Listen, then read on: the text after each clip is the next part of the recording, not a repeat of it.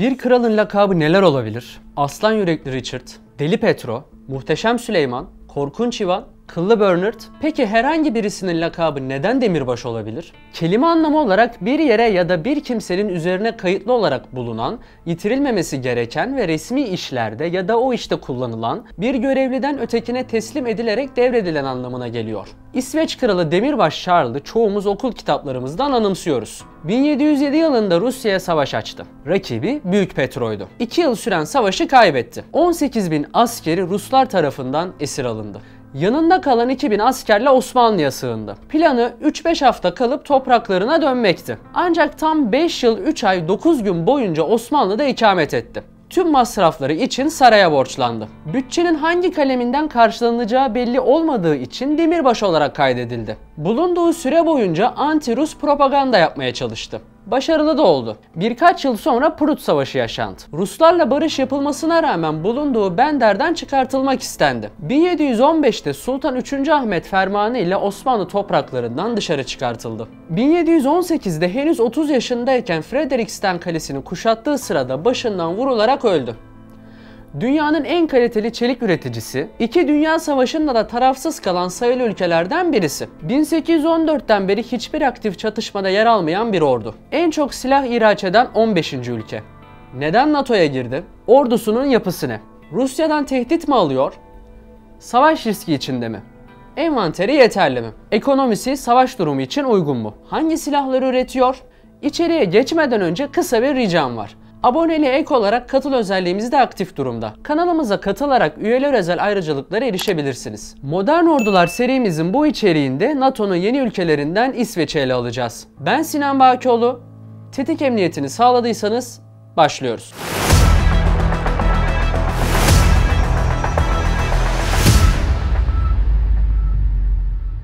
Ülkenin ve ordusunun yapısıyla giriş yapalım. İsveç uzun bir süre boyunca tarafsızlık politikası uyguladı. Bu sayede 1814'ten bu yana 1. Dünya Savaşı ve 2. Dünya Savaşı da dahil olmak üzere herhangi bir büyük savaşa katılmaktan başarıyla kaçındı. Ancak Rusya'nın Şubat 2022'de Ukrayna'ya geniş çaplı bir işgal başlatmasıyla uluslararası güvenlik düzeni ciddi şekilde değişti. Мною принято решение о проведении специальной военной операции. Ее цель защита людей, которые на протяжении 8 лет подвергаются издевательствам, геноциду со стороны киевского режима. İsveç hükümeti komşu Finlandiya ile birlikte NATO'ya katılmak için başvuru sürecini başlattı. 22 Haziran'da iki ülkede NATO tarafından resmi olarak ittifaka dahil olmaları için davet edildi. NATO üyesi Türkiye ile uzun süren görüşmelerin ardından 7 Mart 2024'te İsveç NATO'ya dahil oldu. İsveç'in üyelik konusu toplum içinde de sıklıkla tartışılıyordu. Detaylandıralım. Hükümetin üyelik başvurusu kararı halkın %62'sinin Mayıs 2023 itibariyle NATO'ya katılma taraftarı olduğu görüşüne uygun olarak verildi. Resmi üyelik sürecinden önce de ittifakın üyesi olmasa da yakın müttefiki olmuş ve sıkı bir işbirliği içinde olmuştur. Ayrıca savunma konusunda hem Avrupa Birliği hem de diğer kuzey ülkeleriyle yakın işbirliği içinde çalışıyor. Ülke krallıkla yönetiliyor. 1901'den 2010'a kadar zorunlu askerlik uygulanıyordu. Ancak sonrasında kaldırıldı. Rusya'nın Baltıklarda artan faaliyetleri sonucunda 2017 yılında zorunlu askerlik tekrar yürürlüğe girdi. Hem kadınlar hem erkekler için bu durum geçerli hale getirildi. Üstelik farklı rütbeler arasında önemli yaş farklılıkları da mevcut. Subayların en yaygın yaşı 55 ile 59 arasındayken diğer rütbedekiler ağırlıklı olarak 25 ila 29 yaşları arasında. Yeni subayların temini konusunda problem yaşanıyor. İsveç Silahlı Kuvvetleri'nin ana hedeflerinden biri uluslararası barışı korumayı desteklemek. Kosova, Libya, Afganistan ve son zamanlarda Mali'de dahil olmak üzere birçok uluslararası operasyona katıldı. Afganistan ve Mali'deki misyonlar sırasıyla 2021 ve 2023'te sona erdikten sonra çoğu eğitim ve lojistik olmak üzere uluslararası operasyonlarda 30'dan az kişi görevlendirildi. Toplamda silahlı kuvvetlerin uluslararası operasyonlara yönelik bütçesi 2022'de 1 milyar İsveç kronuydu. Bu da yaklaşık olarak 93 milyon dolara karşılık geliyor. Rusya'nın 2008'de Gürcistan'da yaşadığı savaş, ardından Kırım'ın ilhakı ve ardından 2014'te Doğu Ukrayna'da yaşanan savaş nedeniyle İsveç hükümeti askeri harcamaları arttırma kararı aldı. Ülkenin askeri savunmaya ihtiyacı olduğunu düşünen İsveçlilerin payı 2014 yılında artış gösterdi.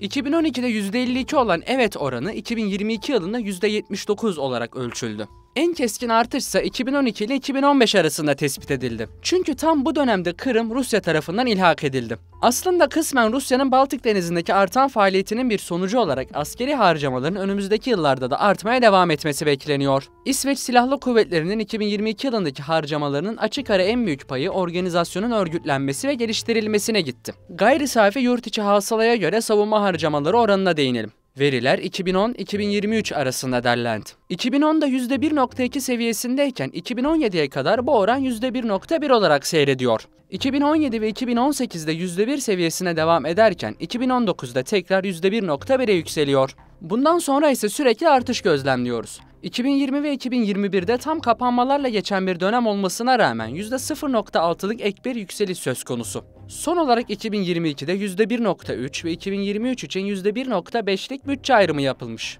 İsveç Kralı 1937'ye kadar ordunun resmi başkomutanı sıfatını da taşıyordu. Ancak 1937'de barış zamanlarında orduya liderlik edilebilmesi için Genelkurmay Başkanlığı oluşturuldu. 1994'te Silahlı Kuvvetler büyük bir dönüşüme gitti ve Genelkurmay Başkanlığı makamı lağvedildi. Yetkileri başkomutanlığa devredildi. Ordunun ilk yöneticisi Tümgeneral Johnny Linford, Kosova ve Afganistan savaşlarında görev yaptı. Ordunun mevcut yapısıyla ilerleyelim. Kara kuvvetleri, deniz kuvvetleri, hava kuvvetleri ve yedeklerin yer aldığı Hemvärnet olarak şekilleniyor. Yaklaşık 25.000 aktif asker yer alıyor. Bunun 14.000'i tam zamanlı olarak hizmet veriyor. 11.000 civarı ise geçici hizmet sınıfında. 21.000'e yakın kişi ise rezerv kuvvetlerde tutuluyor.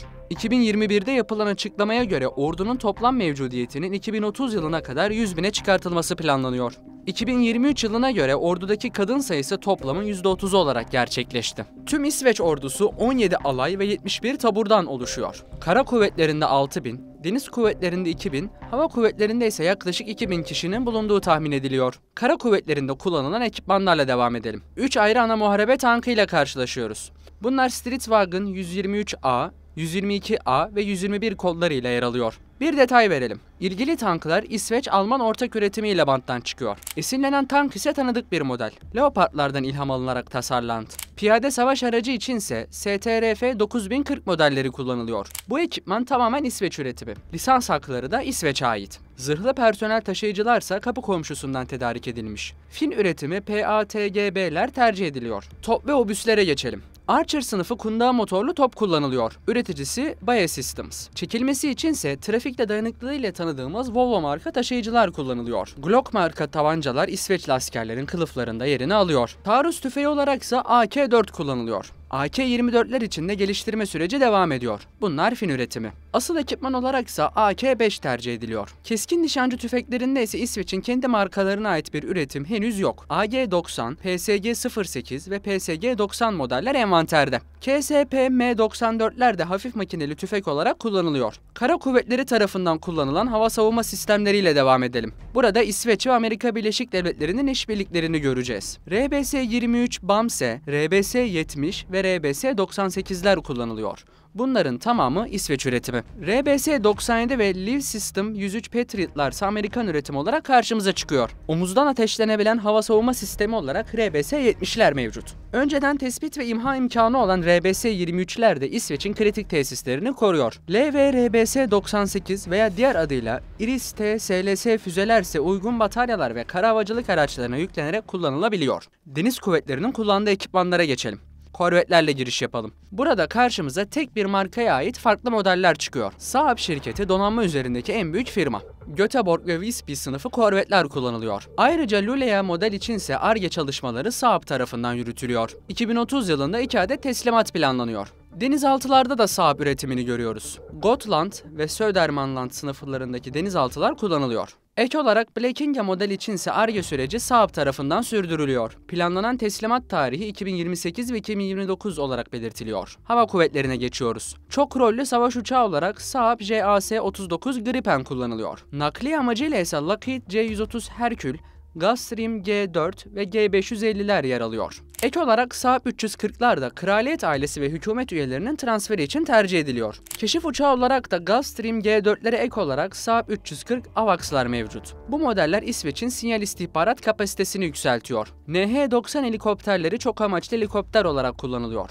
Bu model Fransız üretimi. Skorsky UH-60 da tercih ediliyor. Bu model ise Amerikan üretim. Eğitim amacıyla ise Augusta Westland AW-109 kullanılmakta. Günümüzde harp tarihinde değişime sebep olan insansız hava araçlarından da bahsedeceğiz. İsveç'te drone alanında Amerikan ve İsrail menşeli firmalar ön plana çıkıyor. AAI-RQ-7, AeroVironment WASP-3 ve RQ-20'ler Amerikan üretimi. Son olarak Elbit Skylark model drone ise harp sahasında keşif amacıyla kullanılıyor. Hava savunma bataryaları olarak MIM-104 Patriot 3 artılar envanterde yerini alıyor. Ek olarak İsveç'in talebi üzerine Patriot'lar da yer alacak. Bu versiyonlara Robot 103A ve Robot 103B isimleri veriliyor. Editör yorumuyla içeriğimizi sonlandıralım. Baltıklarda ve kıta Avrupa'sında artan Rusya baskısı sonucunda İsveç ve diğer bölge ülkelerinde askeri alanında hareketlilik beklenebilir. Ancak sivil endüstrisi ve ekonomik kapasiteleri yeterli olan ülkeler bu baskıya karşı koyacak gücü bulabilir. Ayrıca İsveç'in askeriyede en çok kullanılan malzemelerden olan çeliğin en kalitelisini bol miktarda üretebildiğini unutmamak gerekiyor. NATO'ya girişi de resmen tamamlandığı için olası Rus tehdidine karşı NATO'nun 5. maddesi İsveç üzerinde her zaman acil durum sigortası olarak duracaktır. Komşu Finlandiya'nın geçmişte Rus egemenliğinde uzun yıllar geçirdiğini unutmamak gerekiyor. Bundan dolayı İsveç bir gün sıranın kendisine gelebileceği endişesiyle tarafsızlık politikası yürütürken diğer yandan savunma imkanlarını güçlü tutmaya çalışıyor. Son olarak dünyanın en iyi askeri ürünleri banttan inse bile bunları kullanacak olan insanı yani askeri yetiştirmek ve görevlendirmek zorlayıcıdır. Fikirlerinizi ve görüşlerinizi yorumlarda bekliyorum. Bu tarz daha fazla içerik için GZT'ye abone olmayı ve katılmayı unutmayın. İzlediğiniz için teşekkürler.